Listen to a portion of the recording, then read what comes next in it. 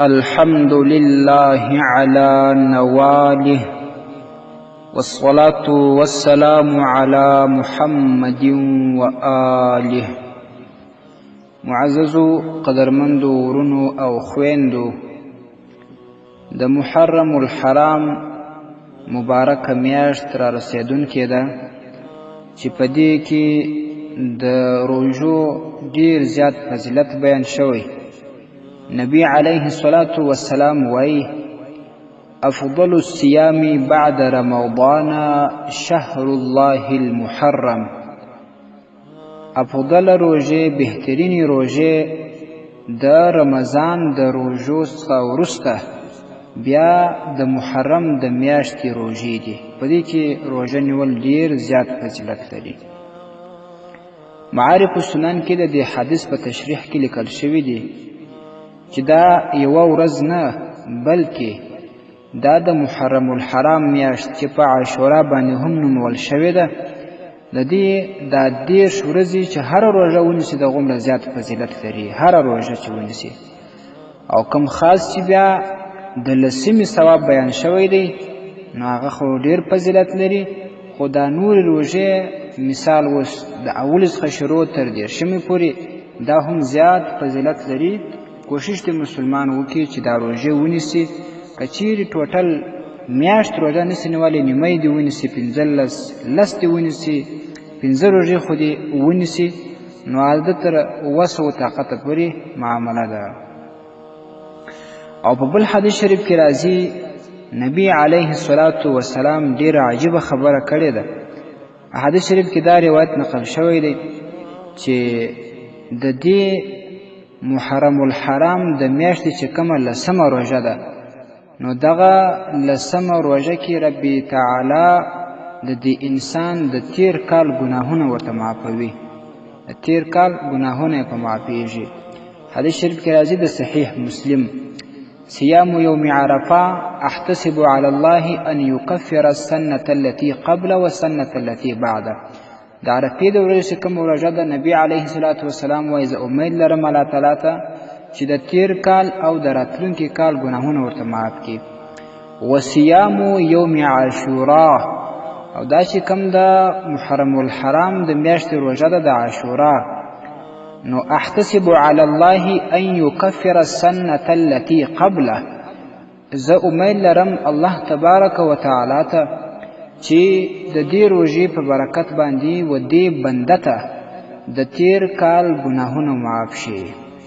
دا یو عظیم نعمت دی چې په تیر کال کې ستانه کم صغیره ګناهونه شوي وي، رب تعالی تا ته هغه صغیره ګناهونه د تیر کال در معافوي.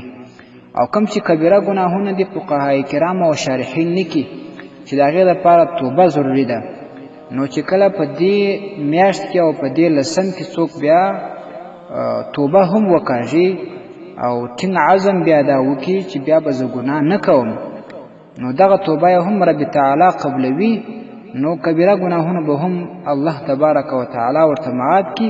خو هغه کبیره ګناهونه چې هغه په حقوق الله کې وي، قد حقوق العباد کم ګناهونه وي د بندگانو حقوق پکې طلب شوي وي، نو تر څو چې بیا هغه بنده معافي نه ورته کړې، رب تعالی وده ته معافي نه کوي. او په دې کې د تاریخ په حساب باندې چې کوم مورخینو د دې فضایل لیکلي دي، ډېر عجیب فضایل هغوی نقل کړي دي. لکه امام مناوي رحمه الله په فیض القدیر کې ډېر روایت هغه راخیستي دي. او د دې یو فضیلت دا دی چې الله تبارک و تعالی په دې ورځ باندې، یعنی د دې عاشورا په 10م باندې، د محرم الحرام په 10م تاریخ باندې، الله تبارک و تعالی موسی علیه السلام ته د فرعون څخه نجات ورکړي. دا یو فضیلت شو. دویمه دا چې د دې روژه نبی علیه الصلاة والسلام خپله هم نیول او خپلو امتیانو ته دې ترغیب هم ورکوي.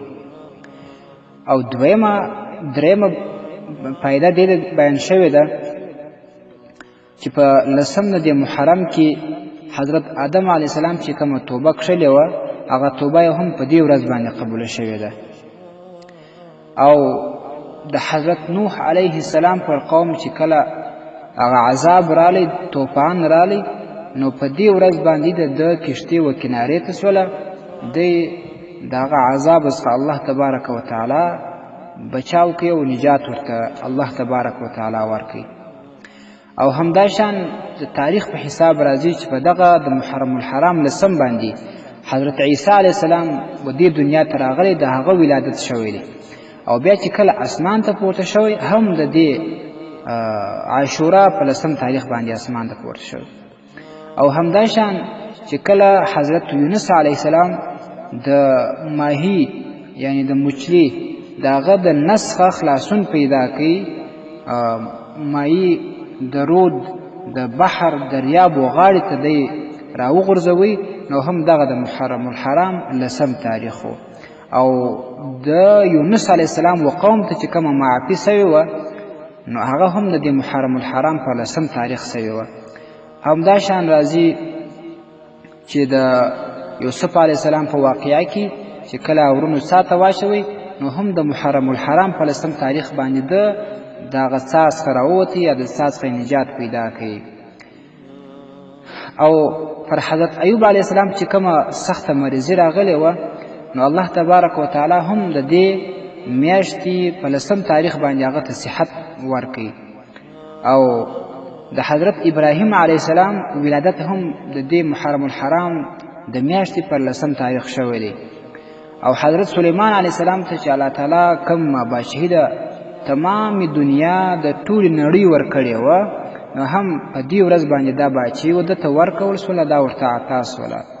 داسې نور ډېر واقعات لیکل شوي دي په تفاسیرو کې او دا شان د تاریخ په کتابونو کې. امام مراوی رحمه الله دا رخي په فیض القدیر کې، نو دا دې څخه معلومیږي چې په دې کې ډېر زیات فضایل دي.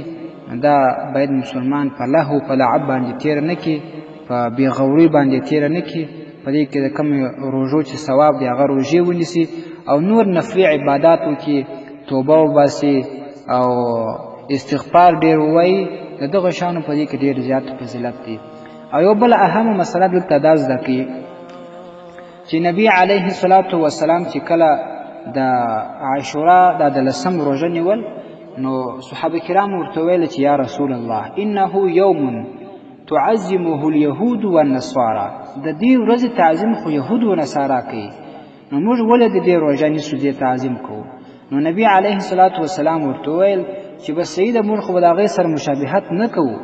دا روژه چې کله د رمضان روژه نه و فرض سوې، د هغې د مخه دا د عاشورا د ورځې روژه فرض وه، بیا هغه منسوخه سوله، د رمضان د میاشتې روژې فرض شوې. نو نبی علیه الصلاة والسلام ویل چې موږ به مشابهت د یهودو او د نصاراو سره نه کوو، چې کله راتلونکی کال راځي فاذا کان العام المقبل ان شاء الله صمنا اليوم التاسع، نو بیا به موږ د نهم روژه هم ورسره نیسو. بیا صحابي مبارک دلته وایي فلم یأتی العام المقبل، راتلونکی کال لا نو راغلی حتی توفی رسول الله صلی الله علیه و آله وسلم، نبی علیه الصلاة والسلام دې دنیا سره رحلت کړی و. نو نبی علیه الصلاة والسلام اراده دا وه چې په راتلونکي کال کې به بیا د نهم او د لسم د دواړو روژې نیسي، د نهم او د لسم ده. او فقها هم دغه لیکي چې تنها د لسم روژه نیول مکروه تنزیهي ده. در المختار کې راځي په دویم جلد کې چې والمکروه تحریما کالعیدین، عیدین د اخترونو په ورځ باندې روژه نیول دا تحریمي مکروه ده. وتنزیها کعاشورا وحده، او کله د عاشورا د ورځې روژه نیول هغه مکروه تنزیهي ده. نو د نهم روژه دې ورسره ونیسي، یا که د نهم دی نه ونیول د یولسم دې ورسره ونیسي، صرف د یهودو او نصاراو سره مشابهت ختم سي. دا یو فقهي مسله وه. او کوم چې د محرم الحرام میاشت نوي کېږي نو اوس خو په انګریزي حساب باندې د اګست د میاشتې 25 تاریخ دی او د ذوالحجې 24 تاریخ دی د ذوالحجې د میاشتې. نو دا میاشت نوي کېږي د انګریزي حساب پر 11 تاریخ باندې، د انګریزي حساب پر 14 تاریخ باندې او 6 ورځې وروسته نور هغه راځي 6 ورځې وروسته دا د محرم الحرام د عاشورا میاشت نیول کېږي. نو بیا د دې څخه شروع چې کله 10 ورځې نور راځي نو د 9 او د 10 ورځو ته ستاسې پام وي دغه روژه به بیا حتمي در سره نیسئ. د دې ډېر زیات فضیلت دی. د تېر کال ګناهونه په معافېږي او استغفار په دې کې ډېر وایاست. نفلي عبادات به کوئ او یو بل ته به دعاوې سره کوو او کوشش وکړئ دغه بیان په خپل کور کې په خپلو بچانو په زنانو په نورو ملګرو انډیوالانو خپل خپلوانو اقرباو واورئ. ستاسې به هم ثواب وي د هغوی به هم ثواب سي. الله تبارک وتعالی ته مو سپارم. والسلام علیکم ورحمة الله وبرکاته.